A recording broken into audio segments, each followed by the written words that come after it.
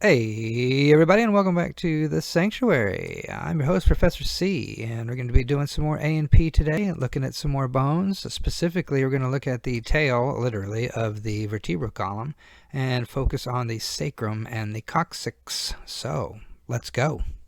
Okay, so we've reached the bottom of the spinal column.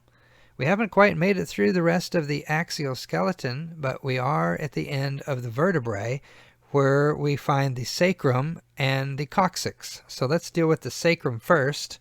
It is this giant red outlined bone that I'm showing you here. And the coccyx is the smaller one down below it. But let's deal with the sacrum first.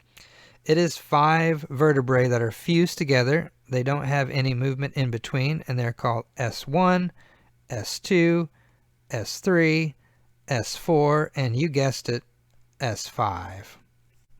It articulates superiorly with L5, so I'm going to put L5 up here, just showing you that's where the 5th lumbar vertebra would go. And to the side of it, laterally we mean in anatomy, we would articulate with the ilia, which are the big flared ear-like portions of the pelvic bones. So notice here, on the lateral aspects of the sacrum, we are articulating with the pelvic bones. The ala, sometimes pluralized just by putting the E on the end, alae, are the wing-like pointy things out here. I'll just put an A to show there's one ala. And then on the other side is another ala, just like that. We have holes. Again, we've seen this many times. Foramina running through to allow sacral structures to pass through there. Those are called the sacral foramina, 8 of those. And the sacral promontory, if I can change my color just so it sticks out a little better, is up here, up top. Maybe that was the wrong color choice. Here up top in green is the sacral promontory, this ridge of bone that's right below the articulation with L5. All right, moving to the coccyx, I've put a monkey skeleton up here so you can see what the coccyx looks like in other animals. It does actually continue to extend out and put many, many, many extra bones to form what we call the tail. So in a human, this is a vestigial structure. It's left over and doesn't serve much role in modern humans. In fact, the 3 to 5, and it is variable from person to person potentially, rudimentary vertebrae is what they're called. They're not actually vertebrae like we think of them. They're just chunks of bone. And down here, I can outline the coccyx, and I can show this one just has 1, 2, 3, 4 little bones glued together.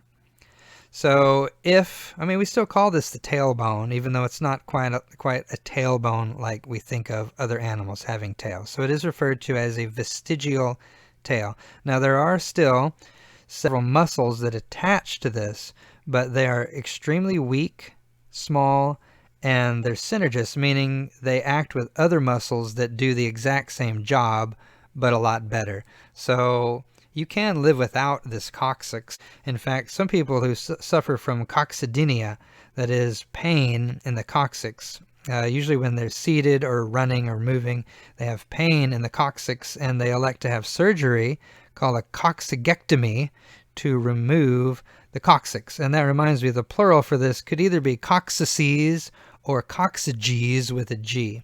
So a COCCYGECTOMY would be the removal of the coccyx to treat this. And if people who do suffer from coccydynia, this pain in the coccyx, if they have the coccyx removed, it usually removes the pain in about 85% of cases. So it's a very successful surgery, and there are usually no lingering problems from that surgery. Okay, did you enjoy the end of the vertebral column? Thanks for watching it. If so, check out some more if you want to. I'll see you for the next one. Bye-bye.